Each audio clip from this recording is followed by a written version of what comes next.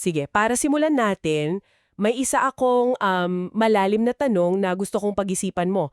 Ang relasyon ba ng ama at ng anak sa banal na santatlo, eternal ba to? O isa lang ba itong papel na ginampanan nila, alam mo na, sa loob lang ng ating panahon at espasyo? Sa mas simpleng tanong, ang ikalawang persona ba ng Diyos ay palaging anak kahit bago pa man likhain ang lahat? Yan yung tanong na matagal nang pinag-uusapan sa teolohiya at talagang hinahamon nito yung pag-unawa natin sa kalikasan mismo ng Diyos. Eksakto. At yung mga source na binigay mo sa amin, grabe, ang lalim ng pagsisiyasat sa tanong na yan.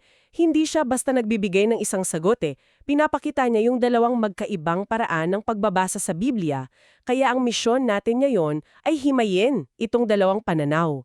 Titingnan natin yung bigat ng mga argumento ng bawat isa. Para sa huli, mas magkaroon ka ng malinaw na larawan ng buong debate. Oo, at bago tayo sumisid ng tuluyan, mahalaga sigurong aminin muna natin yung isang bagay na idiniin din mismo sa mga materyales. Limitado tayo. Oo, yan ng unang-unang punto. Sinasabi sa source na ang Diyos ay espiritu, di ba? Tayong mga nilalang na parang nakakulong sa oras, sa espasyo, sa materya, paano natin uunawain ang isang nilalang na umiiral sa labas ng lahat ng yon? Parang, parang sinusubuan ng isang drawing sa papel na intindihin ang isang totoong tao. Magandang analohiya yan. At dinagdagan pa yan sa source para sa Diyos daw. Ang konsepto ng universo, ng oras, baliwala yan. Ang halimbawa na binigay doon, parang isang pintor na nakikita yung buong canvas, yung simula, gitna at dulo ng sabay-sabay. Samantalang tayo parang isang tuldok lang tayo ng pintura doon. Kaya anumang salita na gamitin natin, ama, anak, simula, laging magkukulang. Ang tanging basehan lang talaga natin ay yung mga pahiwatig na ibinigay niya sa kasulatan. At gusto ko yung agpapakumbaba nung sumulat. Sabi niya, yung mismong pagtatangka nating hulaan to, halos katawa-tawa daw, pero isang pagsisikap na kailangan pa rin gawin. Kaya sige, tanggapin natin ang limitasyong yon at simulan na natin. Ano ba yung dalawang pangunahing pananaw na nagbabanggaan dito? Okay, sa pangkalahatan, ito yung dalawang ideya. Yung unang pananaw, tinatawag nilang eternal sonship. Ang sinasabi nito, ang ikalawang persona ng Trinidad ay anak na mula pa sa kawalang hanggan. Ang pagiging anak niya ay isang eternal at hindi nagbabagong katotohanan. Okay, so anak siya by nature, kumbaga hindi lang dahil sa role. Okay. Ano naman yung pangalawa?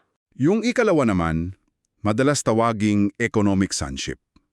Sinasabi nito na yung pagkakaiba ng ama at anak ay lumitaw lang talaga para sa plano ng kaligtasan. Sa labas ng oras at espasyo, sa kawalang hanggan, magkapantay lang sila. Walang ganong titulo. Yung ikalawang persona, gumanap lang sa papel ng anak para sa isang misyon. Teka. Linawin natin yung salitang economic.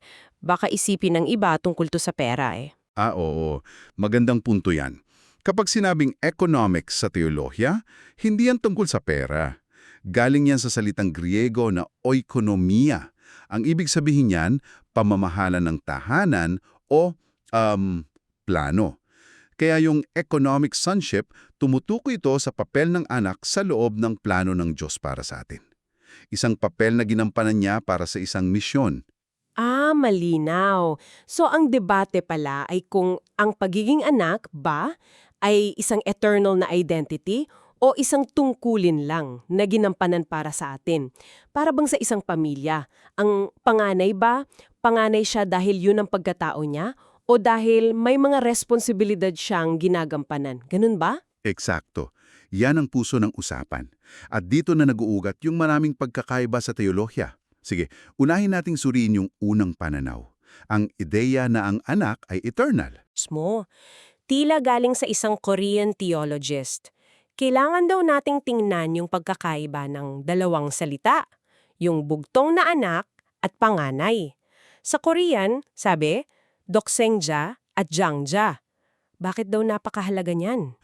Kasi ayon sa pagsusuri sa material, dito raw nakatago yung susi. Yung terminong bugtong na anak o duksengja, ginagamit to para tukuyin yung kanyang natatanging kalikasan bilang Diyos. Yung pagiging manlilikha niya, kapantay ng Ama. Ito raw yung eternal na katayuan niya. Okay, so bugtong na anak equals kanyang pagka-Diyos. Gets? Paano naman yung panganay? Yung panganay o jangja, sa kabilang dako, tumutukoy naman sa kanyang papel bilang isang nilalang. Siya yung una sa maraming inampung kapatid na tumutukoy sa atin sa mga mananampalataya. At itong papel na to, nagsisimula lang sa loob ng ating panahon at espasyo nung nagkatawang tao siya. So sa pananaw na to, hawak niya ang parehong titulo pero sa magkaibang dimensyon. Interesting. So, siya ay eternal na bugtong na anak sa pagka-Diyos at siya rin ay naging panganay sa pagiging tao. May mga talata ba sa Biblia na ginagamit para patibayin to? Oo, meron. At malalakas ang mga ito. Siyempre, ang pinakasikat, Juan 3:16, sapagkat gayon na lamang ang pagsinta ng Diyos sa sanglibutan na ibinigay niya ang kanyang bugtong na anak. Ang lohika ng argumento dito, ayon sa source, ay hindi mo maibibigay ang isang bagay na hindi mo papag-aari. Kung ibinibigay pa lang siya, ibig sabihin, anak na siya bago pa man siya ibigay. Makes sense. Hindi siya naging anak nung ibinigay, anak na siya kaya siya ang ibinigay. Okay, ano pa? Isa pa sa Hebreo 1.2, sinasabi doon na ang Diyos ay nagsalita sa pamamagitan ng kanyang anak, na siyang itinalaga na tagapagmana ng lahat, na sa pamamagitan naman niya ay ginawa ang sanglibutan. Yung mismong konsepto ng mana, nagpapahiwatig na yan ng relasyong ama-anak. At kung ang mundo ay nilikha sa pamamagitan niya, ibig sabihin, andun na yung relasyon bago pa ang paglikha. At kung ikokonekta natin yan, may malalim tong epekto sa pag-unawa natin sa kababaang loob ni Kristo, di ba? Nabanggit yan sa source. Oo. At ito marahil ang pinakamabigat na theological na punto. Ayon sa Pilipos 2.6, si Kristo, bagamat nasaan yung Diyos, hindi raw niya inaring isang bagay na dapat ipagmalaki ang pagkapantay niya sa Diyos. Kung siya ay anak na mula pa sa simula at kapantay ng Ama, yung pagpapakumbaba niya, yung pagiging nilalang niya, ay isang tunay at voluntaryong pagtalikod sa sarili. Pero kung inuutusan lang siyang maging anak, parang hindi raw yung kababaan loob sa parehong level, para ka lang sumusunod sa utos. Kung iisipin, oo nga no, binabago nito ang lahat. Hindi lang ito tungkol sa utos na sinunod. Sinasabi ng pananaw na to na ang sakripisyo ay hindi lang isang aksyon, kundi pagtalikod sa kung sino ka talaga. Mas personal, mas malalim. Okay, naintindihan ko ang lohika niyan. Ang bigat. Pero paano naman sasagutin ng mga nasa kabilang kampo yan? Ano ang hawak nilang ebidensya? Ayan, dito naman pumapasok ang ikalawang pananaw. Kumakapit sila sa mga talata na parang nagpapahiwatig na nagsimula ang pagiging anak sa isang tiyak na punto. Ang pangunahin nilang ebidensya mula sa Hebreo 1.5. Sapagkat kanino sa mga anghel, sinabi niya kailanman, ikaw ang aking anak, sa araw na ito'y ipinanganak kita. Teka, yung pariralang sa aram na ito, yan ang parang susi para sa kanila. Hindi sinabing mula sa kawalang hanggan. Yung araw na ito ang spesifiko, parang may petsa. Eksakto. This raises an important question. Ano ang ibig sabihin ng araw na ito? Para sa kanila, malinaw yan na tumutukoy sa isang partikular na punto sa panahon, hindi eternal. Ito raw yung sandali ng pagkakatawang tao niya o di kaya yung muling pagkabuhay. Ang argumento ay naging anak ang ikalawang persona para tuparin ng isang plano. Ang pagiging anak ay yung paraan kung paano niya tinupad ang kanyang misyon. At iniuugnay din ito ng source sa muling pagkabuhay, di ba? Binabit doon ang Roma 1.4 kung saan si Jesus ay ipinahayag na anak ng Diyos sa pamamagitan ng pagkabuhay na magmuli. Parang yung muling pagkabuhay ang nagbigay ng selyo, yung pinal na konfirmasyon. Tama. Kaya ang lohika nila ganito. Sa labas ng oras, magkapantay at co-eternal na Diyos sila, walang etiketang ama o anak. Para sa kaligtasan natin, pumasok ang ikalawang persona sa panahon, naging nilalang. Doon, siya ay naging bugtong na anak. At pagkatapos, sa tagumpay niya laban sa kamatayan, siya ay opisyal na kinumpirma bilang panganay. So yung mga titulo, Sunod-sunod na papel na ginampanan niya sa kasaysayan. Okay, so kung susundan natin ang timeline ng pananaw na yan, una, co-eternal na Diyos. Pangalawa, naging bugtong na anak noong nagkatawang tao. Pangatlo, kinumpirmang panganay noong muling nabuhay. Tama ba? Perpekto. Ganyan mismo ang daloy ng lohika nila. Ang mga titulo ay hindi tungkol sa kanyang eternal na kalikasan, kundi sa kanyang mga ginawa sa kasaysayan ng kaligtasan. So, lumalabas na parehong pananaw. Ginagamit nila yung bugtong na anak at panganay. Pero parang magkaibang interpretasyon nila kung kailan at paano ito nag-a-apply. Dito talaga sila nagkakabanggaan. Oo, diyan talaga nagkakatalo. Kung ikokonekta natin sa mas malaking larawan, ganito ang pagkakaayos sa source para linamin. Para sa unang pananaw, yung eternal sonship, ang anak ay eternal na bugtong na anak kasi yun ang pagka-Diyos niya. At kasabay noon, siya ay nagiging panganay sa ating mundo. Hawak niya pareho, pero yung isa eternal, yung isa temporal. Sandali, medyo nalilito ako. Paano nangyayari yun? Para kasing sinasabi mong isa siyang bagay sa kawalang hanggan at ibang bagay naman dito sa ating mundo ng sabay. Magandang tanong yan. Para sa kanila, hindi ito kontradiksyon. Isipin mo na lang, isang hari na nagpasyang maging karpentero. Sa palasyo, siya ay hari. Yan ang tunay at eternal niyang identidad. Pero sa bayan, gumaganap siyang karpintero. Hindi nawawala ang pagiging hari niya habang nagkakarpintero. Ganun ang lohika.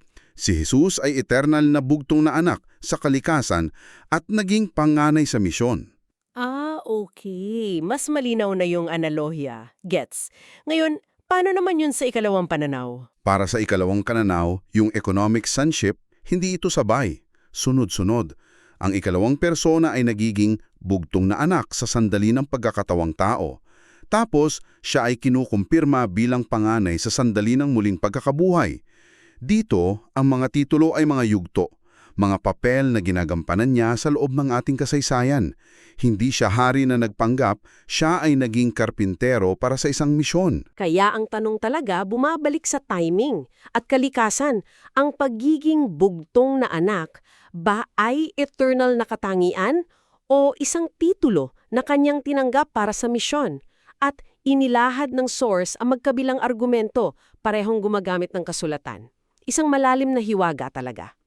At yan ang dahilan kung bakit hanggang ngayon pinag-uusapan pa rin ito. Walang madaling sagot at bawat pananaw ay may kanya-kanyang theological na bigat. So, sa kabuuan, sinuri natin yung dalawang pananaw na yan. Yung una, na ang anak ay palaging anak, isang eternal na katotohanan na nagbibigay ng sukdulang bigat sa sakripisyo niya.